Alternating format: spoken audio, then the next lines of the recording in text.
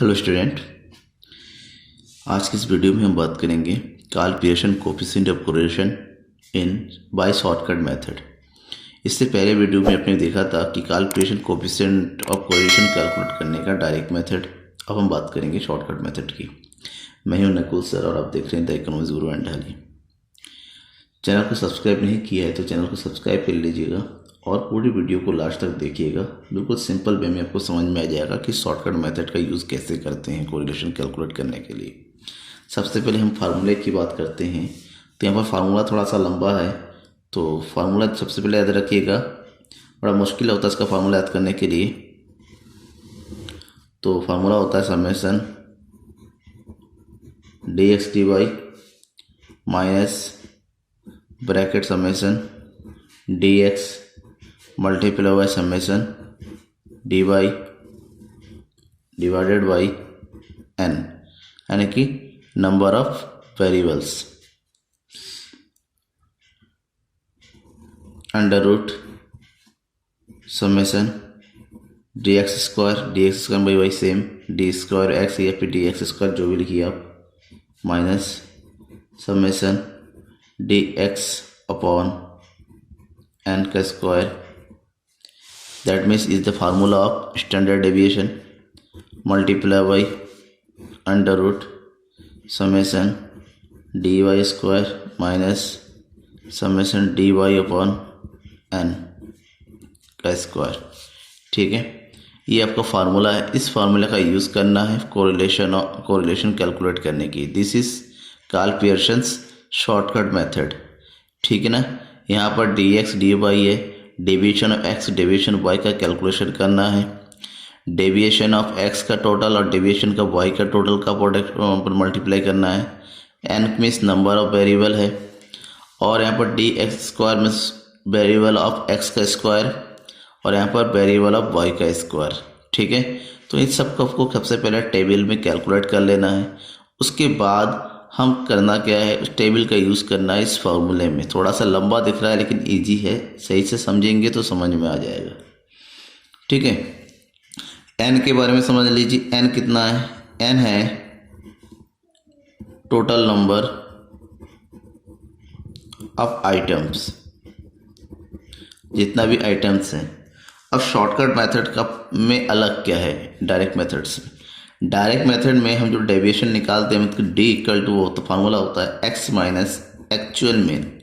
But इस method में हमें एक्चुअल मीन कैलकुलेट करने की कोई ज़रूरत नहीं है। हम क्या करेंगे, d निकालने का फार्मूला लेंगे x minus a, that means assumed mean. ठीक है, एज्यूम्ड मीन मीन्स आपको पता है, इससे पहले आपको मीन वगैरह कैलकुलेट करने में आपने यूज़ किया है। तो एज्यूम्ड मीन यानी कि जो नंबर ऑफ आइटम्स दे रखा है दोनों वेरिएबल्स में से, उसमें से हम एक मीन को एज्यूम कर लेंगे जो कि मिड की वैल्यू होगी। ठीक है, तो कैसे करेंगे देखिए। इस क्वेश्चन को, इस फार्मूले को समझते हैं एग्जाम्पल को सॉल्व करते हुए। एक क्वेश्चन है, calculate coefficient of correlation between the price and quantity supplied. Price दिया हुआ है और उसकी सप्लाई दे रखा है। आपको पता है प्राइस और सप्लाई के बीच में पॉजिटिव रिलेशन होता है। दैट मीन्स प्राइस में जैसे जैसे इंक्रीज हो रहा है उसमें सप्लाई में भी इंक्रीज हो रहा है। ठीक, अब इसका यूज़ करेंगे हम। सबसे पहले प्राइस को लिख लेते हैं। प्राइस मीन्स x, हमने इसको x माना है और इसको y माना है। ठीक है, तो x में हमने इसको रखा वैल्यू 4, 6, 8, 15, 20 और y में भी लिख देंगे इसको 10, 15, 20, 25 एंड दिस इज 30। अब यूज़ कीजिए इसका। सबसे पहले x में से हम एक एज्यूम करते हैं। बीच मिडिल वैल्यू कितना हो गया, 4, 6, 8, 15 और 20। इसकी मिड पे कितना है, 8। This is a।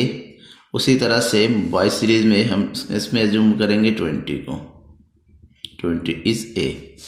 तो dx equal to x minus a, तो 4 में से a यानी कि 8 को माइनस करेंगे, हमको मिलेगा -4, -2, 0। 15 में से 8 माइनस करेंगे 7 और 20 में से 8 माइनस करेंगे 12। ठीक है, इसके आगे हमारा काम है dx का टोटल करना है, यानी कि समेशन dx निकालना। Summation D X equal to -4 -2 ये हो गया माइनस का 6 और 12 और 7 ये हो गया आपका 19। 19 में से माइनस का 6 को माइनस कीजिए, आपको मिलेगा 13। Summation D X equal to 13। और उसका स्क्वायर निकाल लेंगे तो 4 का स्क्वायर 16, 4 2 4 0 49 और 12 का स्क्वायर होता है 144। इसका भी समेसन निकालिए। Summation D Y square equal to सबका टोटल कीजिए 24, 16 और 4 20 और 49 और 128। इसका टोटल करेंगे तो हमें मिलेगा 213। एक्स कंप्लीट हो गया। अब वाई में आते हैं। वाई का डेविएशन निकाली हमने, एज्यूम किया 20, तो 10 में से 20 माइनस करेंगे, -10 -5 0 5 एंड 10। ठीक है, उसको टोटल कीजिए। दिस इज 10 और 5 और 10 और 5 15 - 15 that is summation D Y equal to 0। Now D Y square यानी कि इसका स्क्वायर करेंगे। 10 का स्क्वायर 100, 5 का स्क्वायर 25, 0 25 एंड 100। तो डी वाई स्क्वायर का सम कीजिए।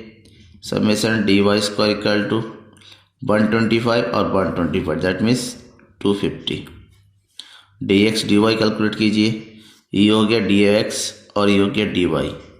10 और 4 यानी कि 40, 5 2 यानी कि 10, 0 7 5 35 और 12 10 120।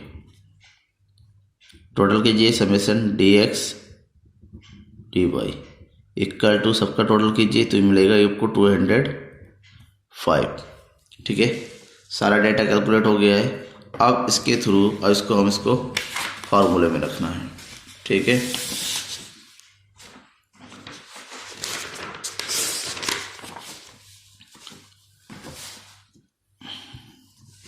फार्मूला एक बार दोबारा लिख लीजिए। यहाँ पर R equal to summation D X D Y minus summation D X multiply by summation D Y divided by N under root summation D X square minus summation D X upon N का square multiply by summation D Y square minus bracket summation D Y का square divided by N. ठीक है, अब इसको फार्मूले में रखिए। जो भी वैल्यू है, वैल्यू के क्या दे रखा है, summation D X D Y equal to 205 this value, summation D X equal to 13, summation D X equal to 213, summation D Y equal to 0 और summation D Y square equal to 250। हो गया complete. अब इसको हम फॉर्मूले में रखते हैं। That means R equal to D X D Y 205 minus D X 13 multiply by D Y 0 divided by N तो लिखा है नहीं, एन इक्वल टू है आपका 5 that is 5 divided by under root D X square 213 minus 13 का square upon 5 multiply by under root D X square D Y square है आपका 250 minus 0 का स्क्वायर अपॉन 5। ठीक है, सारा वैल्यू हमने फार्मूले में रख दिया। अब हमारा वर्क है कैलकुलेशन करना। तो ये हो गया 205 0 multiply by 13 multiply by 0 means 0 को हमने 5 से डिवाइड किया तो जीरो ही मिलेगा कि माइनस का zero. Hair 213 minus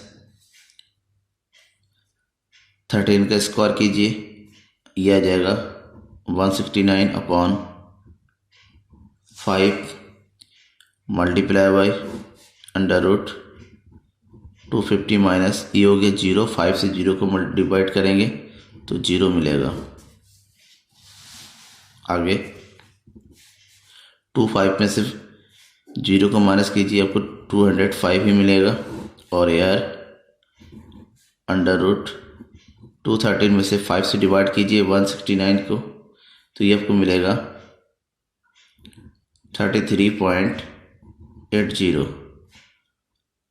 multiply by 25 में से जीरो माइनस करेंगे, ये मिलेगा आपको 250।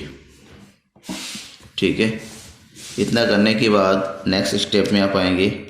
सबसे पहले 213 में से 33.80 को माइनस कीजिए,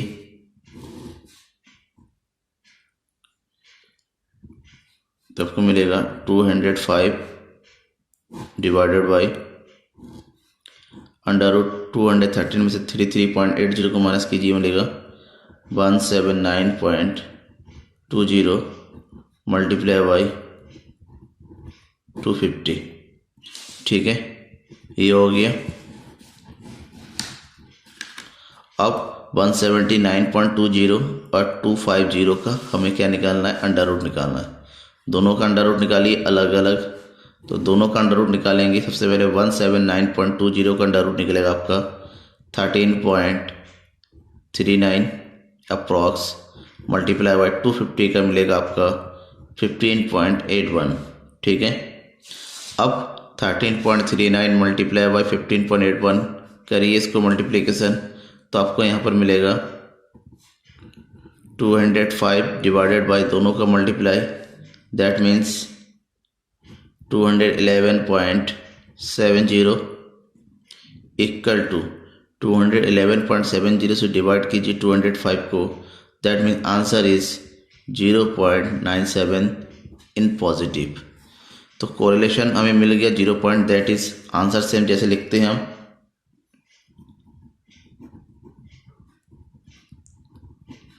coefficient of correlation is plus 0.97, that is high positive correlation।